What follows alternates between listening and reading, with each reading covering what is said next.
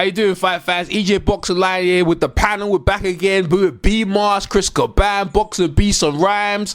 We're gonna do our predictions for this week's from Saturday all the way. Well, basically all the fights on Saturday, and I'll tell you what a great fight card it is. We're gonna start off with Deontay Wilder versus Chris ARREOLA. Beats just joined us. Beats, how you see that fight going, bro? I think it could be competitive for a couple of rounds, and then Wilder should knock him out. But Wilder's relying on that punch too much. I think Wilder's relying on the punch too much. But we'll see if I want to see a few more improvements, like when his opponents are following him around the ring, not backing up, being a bit more clever, a bit more cutesy, perhaps. I'd like to see a few more improvements, but he's supposed to beat Chris ARREOLA. It should stop him in about 8. Let me ask you a real question. The build-up of the fight, I was expecting more jive, man. You know what I'm saying? More backwards and forwards, but he's been quite respectful. Is ARREOLA happy for the payday? What's your take? It's that Al Heyman thing, isn't it? Al Heyman don't really like the mouth running. On network TV, that's what it is, yeah. Yeah, probably so. Yeah. Probably okay, so. Beast got knockout. He's not saying a round, so I'm gonna assume. Hey, there you go. Beast got round 8. All right, we go with Chris Caban. Chris Caban, how you see the fight going, bro? I agree with Beast. I think it'll be competitive for about, I'm gonna say only 3 rounds, and I got Deontay Wilder lowering the boom on about a 6th round. Yeah. Boy, so why do you think Wilder's mindset is after missing the fight, Chris Caban? Missing the last fight with Povetkin. I think he's still pissed about the Povetkin situation. He's about to take it out on Chris Algieri's ass. Not Chris Algieri, damn. Fat boy. ARREOLA ass. Yeah. About to beat the hell out of ARREOLA. ARREOLA shouldn't even got this fight, but let Deontay Wilder get his payday and let's enjoy it, because it ain't going to last long. All right, round 6. That's Chris Caban knockout. B Marsh. What up, man? Yes, sir. Welcome back, B Marsh. Welcome back, B Marsh. Welcome back. Go ahead, B Marsh. Sure. Well, I think the man Wilder, he's frustrated still from that Povetkin situation. He even said he had even got semi-depressed that the fight ain't happened. So I think it's only right he takes out his aggression on this guy who don't deserve the fight. You know what I mean? The man ARREOLA, ever since the Stavern fight, he's been on this downward spiral. You know what I mean? I don't think, in my opinion, he's won any of his fights since the Stavern fight. He lost to Fred Cassie, in my opinion. That one dude, Curtis Harper, who was supposed to be, an easy touch for him. And the fair guy, Travis Kaufman, you know what I mean? So I think Deontay Wilder should make it a mission to make a statement, even more than Bermane Stavern's knockout, and get him out of there in like 5 rounds, you know what I mean? So I think Deontay Wilder going to punish him to the body. I don't think he's going to play with his food, and he's going to get this man out of there in 5 rounds and be the first man to knock him out and not on his feet, no stoppage. You're going to definitely KO him. I can see that happening for real. Sure enough. Yeah. I got it, man. So what round you got there, bro? What round you got there, B Marsh? I got him in the 5th round, man. The guy, it's a short notice fight for both guys. And I think that's an advantage for Wilder, because that guy's never in shape. You know what I'm saying? ARREOLA, that is. He's never in shape, so that's this time to take him out of there. Yeah. I hope, my take is, I hope Wilder puts on a show, takes his time. ARREOLA will be coming in bravely. And like, I got Beats and Chris. I'm going to go in between kind of 5. I think that should be enough. I mean, the getting hit by Wilder is not fun. And Chris will show he's brave, but eventually we've basically got him being overcome by the right hand of Wilder, and I probably got a knockout stoppage. Maybe he gets stopped by the referee on his feet. I mean, he did. Yeah, props to him coming in at short notice, but he hasn't really had a great training champ, and you kind of think it's kind of on his last days. How Heyman paves him well, but really I don't give him much of a chance. So ARREOLA 5-round knockout. All right, I'm gonna go back to Beach, right? Beach, we got Simon Vasquez Jr. going against Felix Diaz. Now Felix Diaz, his last loss fight was against Lamont Peterson, and that was a very good fight. In fact, people had Felix Diaz actually winning that fight against Simon Vasquez. So this is a very interesting fight for Simon Vasquez. Who you got and why? I'll be honest. I think it could go.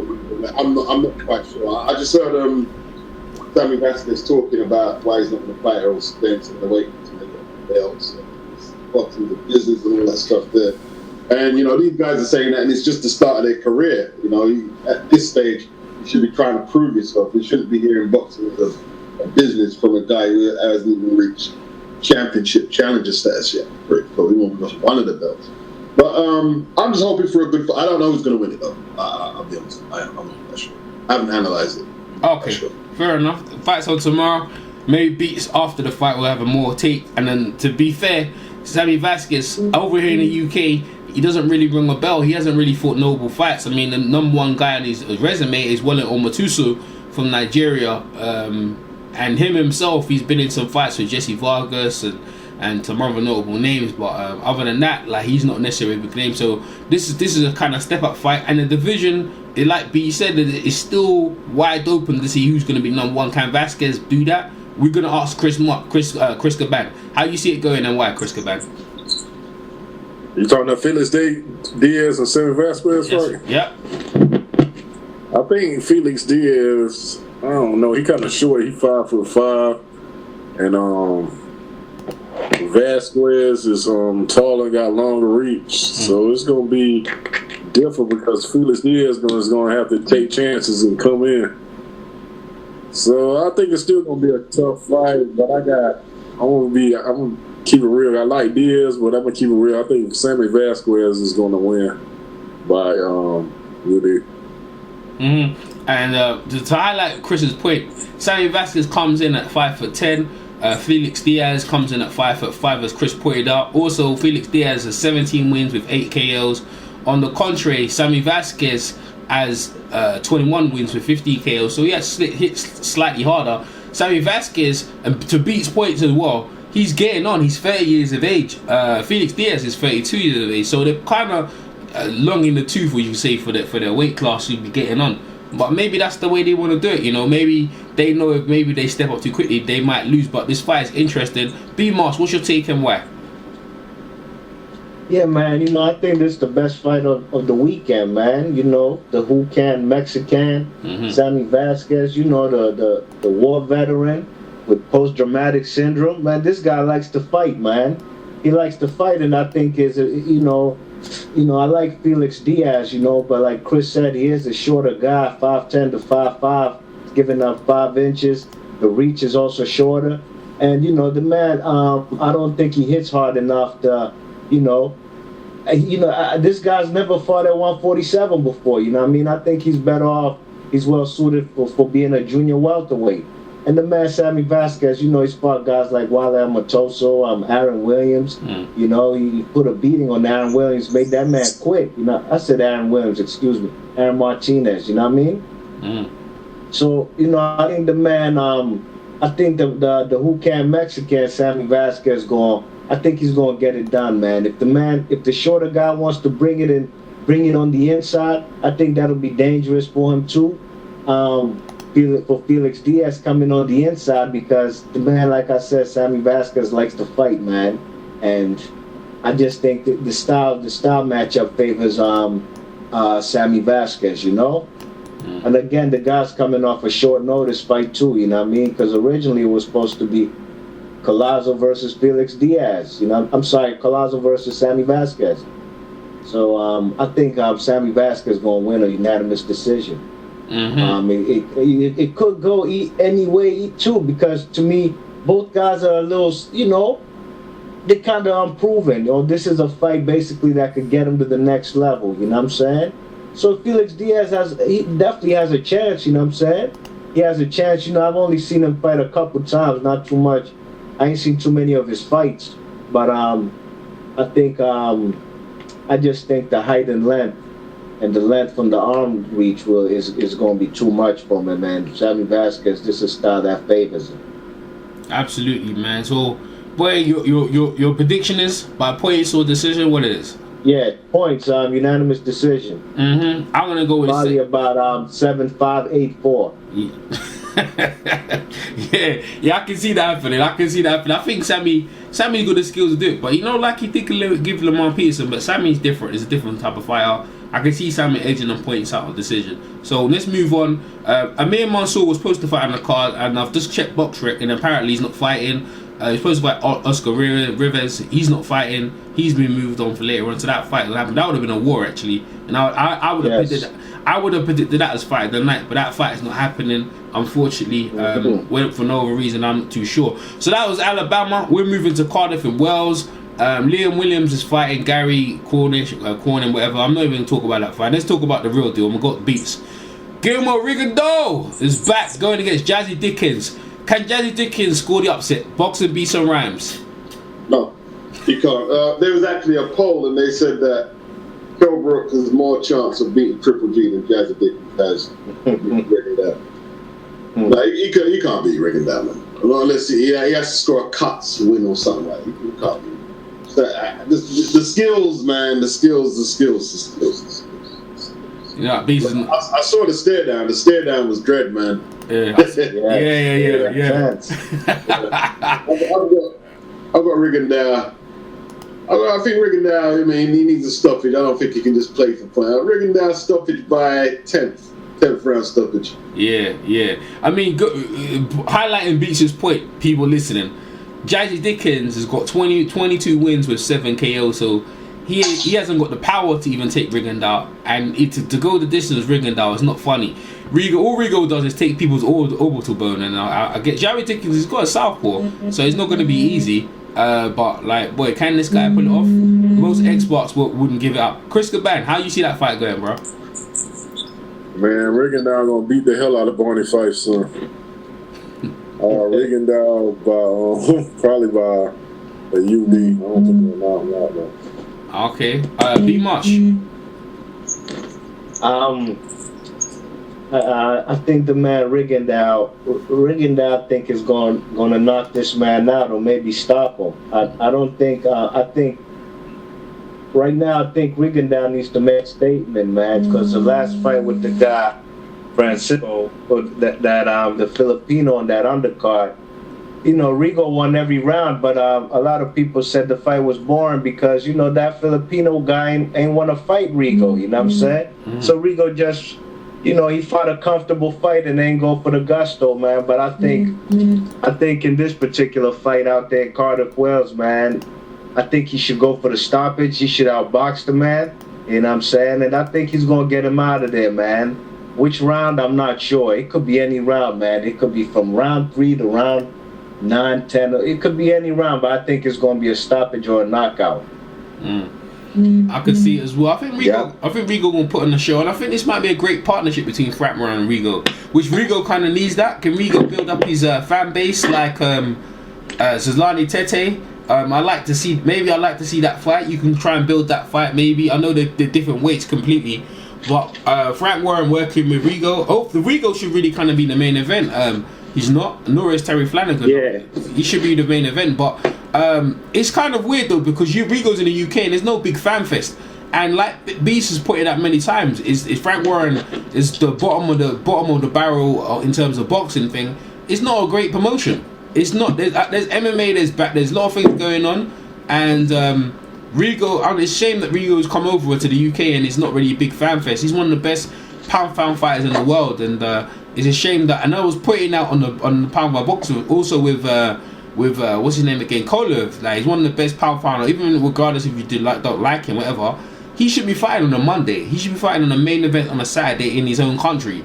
And terrible promotion by the promotion. But I've been saying that I got Rigo winning by. I got Rigo taking him points. He really should stop him. But Rigo probably just play with him and maybe just don't want to beat up the home time fighter and try work with Frank Warren again. Let's move on to the other fight. All right, fans, welcome back. That's the line for this week. Welcome back. All right, so Chris Caban, give us your take. Give us your take on Terry Flanagan versus Mokonge Fana from South Africa.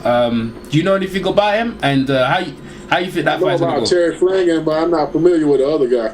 Okay, he's got a record of 38 wins with 16 KOs. He's 42 years of age. He's got quite a few losses actually. He started his career Terry Flanagan. I heard enough. I'm going Terry Flanagan. He's won his last 2 coming into it. So what are you going by Terry Flanagan? What by what?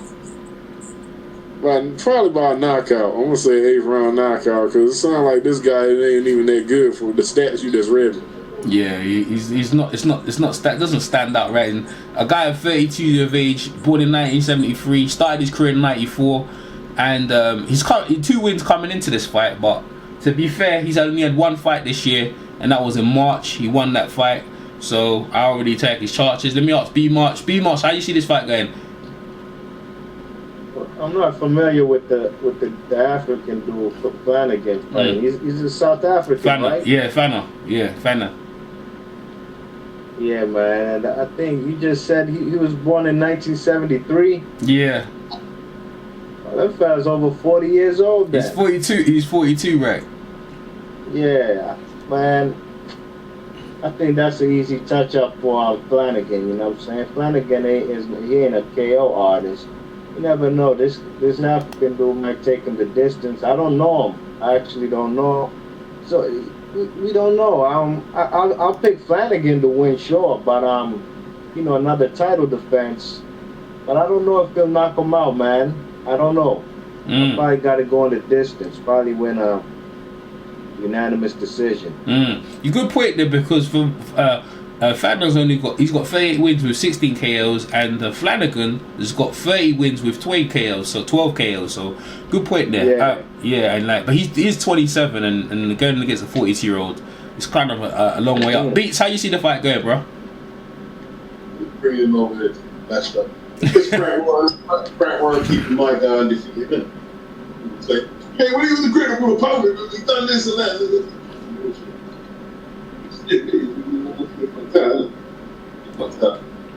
Yeah, she don't really see it going anywhere now. You just bring him over to bash him up, no rounds, nothing. This is gonna 12 round what demolition? Inside the 12 round, I don't know how durable the guy is, but all right, cool. All right, quick on boxing news. Can I ask you? EJ, yeah, go ahead, Chris. I ain't say no. I didn't say Earl. I said EJ. EJ.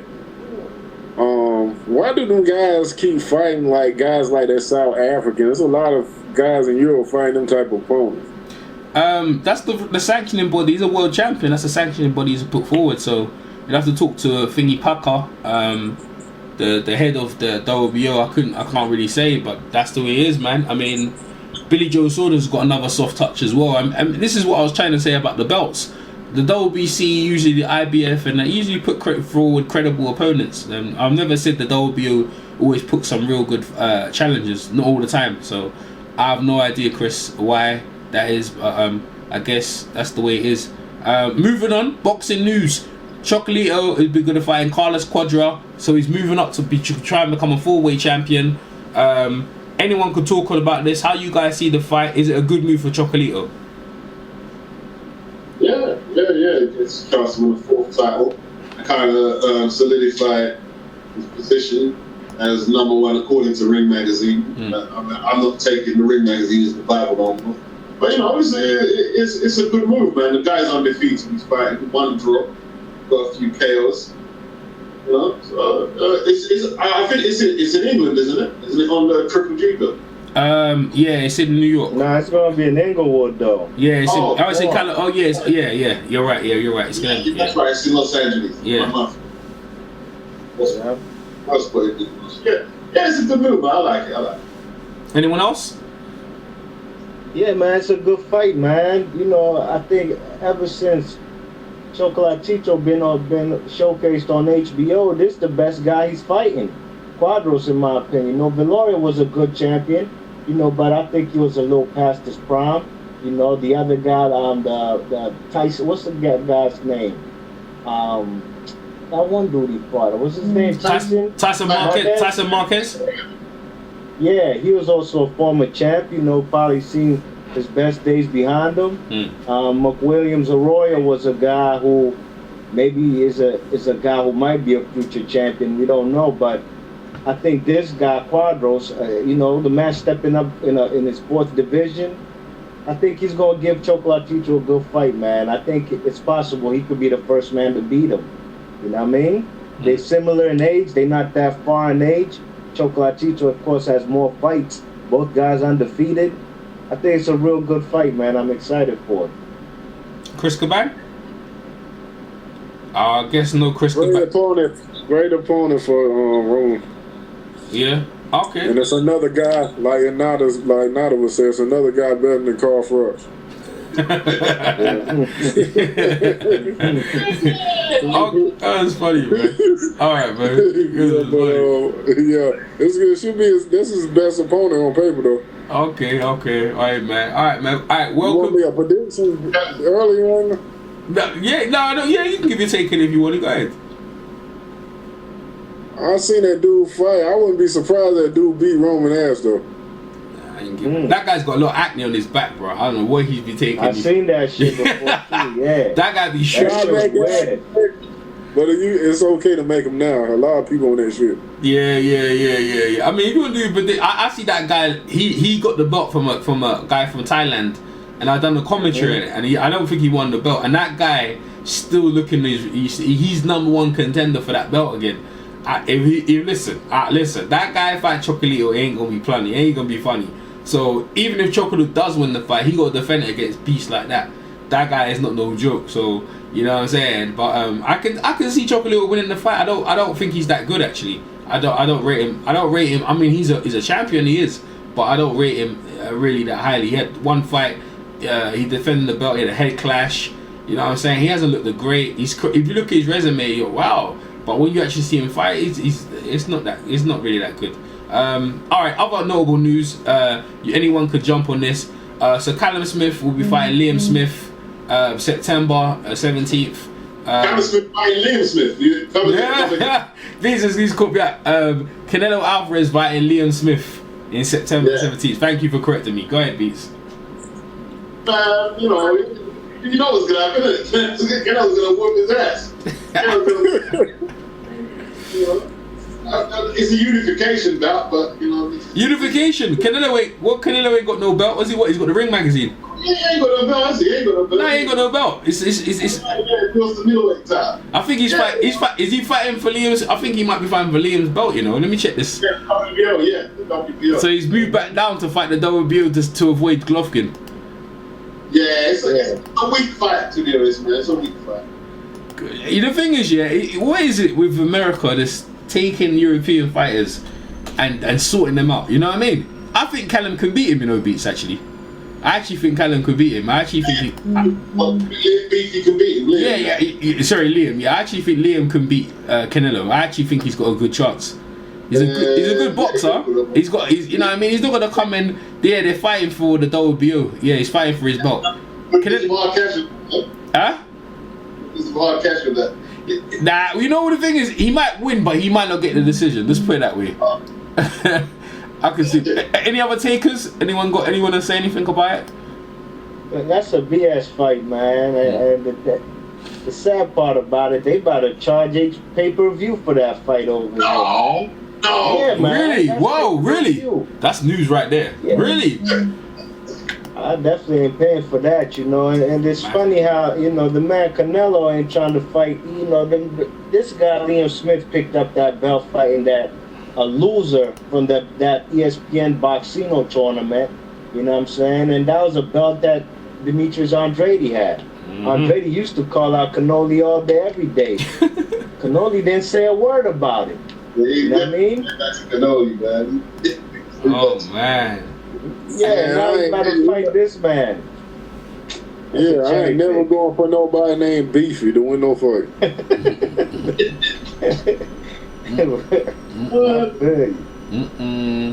Well, that's the other news. Talking about Demetrius Andrade, he's been ordered by the WBA to fight Jack, was it Kuvaz or whatever, to fight for the WBA belt at 150.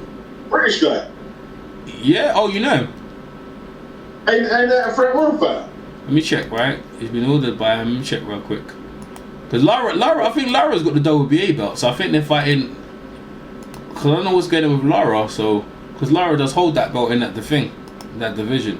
Lara, hey, Canelo's right in his range. Nah, he's from Germany. Okay. He's from Germany. Yeah, he's been ordered to face him, but I've checked on BoxRec and it hasn't got anything. But it says it says on the Ring magazine, so maybe BoxRec hasn't picked up. But it's fairly new, so we have to see by that. But hey, listen, it's some great fights, man. It's a great fight. I mean, boxing. We're gonna be watching Deontay Wilder fight to see what's going on. But I would have preferred more build up because I mean, Arreola has been asking for that fight. Also with the Guillermo RigondeauX, there's no power, wow, zazz about it. With Flanders doing It's the great game. to see him back in the ring, though. Yeah, I agree with you. I agree with you. But the press conferences, the weigh-ins, you know. Yeah. It's good to see him back. I mean, we can talk about it. What is boxing missing right now? There's an element of no big fanfare. You know what I'm saying? Like usually coming into fight week, like from Monday we're usually on this stuff, right? But we're making a prediction on Friday over here listening to us. What are we missing in boxing? Is it because of the Wilder fight and Povetkin fight fell through? The Eubank and Golovkin fight fell through? What is it that we're missing that is not really bringing that? All these fights coming up are very predictable. Okay, that's there you what's go. missing. Oh, there you go. All the fights maybe for the rest of the year, except maybe Postall and Crawford. Yeah. You know what I'm saying? Yeah.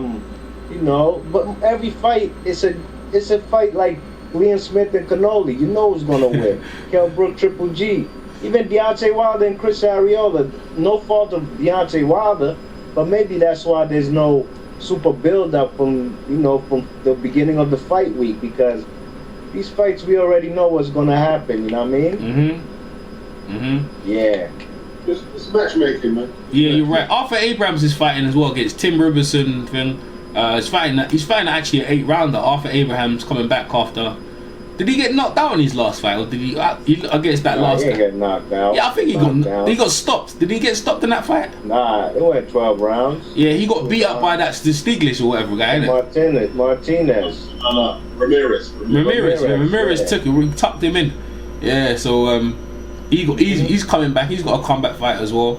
But like you said, V Marsh, I think that's what it is. I think it's predictable. And like you said, next Saturday, Terence Crawford and Victor Potto. I think another thing as well, this is for me, I think where it's been promoted, I think the promoters are not doing a very good job of promoting it. I mean, there's an MMA bout, like I said, tomorrow on Bellator. That hasn't really, it's in London. No one really knows about it. If I didn't say it, guys wouldn't even know. I think some of these fights, I think some of the promoters are not doing their job in terms of promoting their fights. You know, Don King was one of the best promoters ever. Whether you've got anything to say about him, you knew if the fight come in, he'll make everyone know about it. He'll be on every news outlet talking about it. What I mean, the promoters for Frank Warren and who's the promoter for Deontay Wilder? I think it's Warriors Boxing or Al Heyman, whoever. They're not really doing a good job of shouting out the rooftops. Lou DiBella, yeah. You're not really doing a good job of doing their job, actually. Are they just sitting back? And this is what Eddie Hearn does, right? This is why I think Eddie Hearn is probably one of the best promoters in the game right now. If there's a fight on, everyone knows about it. Everyone knows about it. He does a really good job of promoting it. I'm not saying like every day I walk out my house and you hear about it, but you guys in America hear about it, and we actually do talk about it. The Eubanks, go ahead. Fights like Dominic Brazil weren't big in America. They weren't big in America. No, it wasn't. But with the Sky Sports media, it's a 24-hour circus. It's very well promoted. You know what I'm saying? I mean, coming up to fight week, you know about it. I can't say, like I was just watching the Wilder. I think I posted the 2 beats. Deontay Wilder was on Facebook through the Premier Boxing on Facebook, and he was asking questions like for the fans and stuff like that. And Arreola did that as well. And I think that's how they're promoting it that way via Facebook and stuff like that. When really and truly the interview skills, and another thing as well, I think we're missing as well, like is the predictable. At least. You know, the backwards and forwards arguments as well. That usually builds a fight. It helped with Eubanks, didn't it? It really did. Talk about Eubanks Jr. He's actually looking to fight Martin Murray. What's your guys' take on that fight? He's not. The British Boxing Board of Control board him to fight Tommy Langford. Yeah. Okay. Tommy Langford. Yeah, I did see that. I think he wanted to fight him, but they want him to fight Tom Langford. Yeah.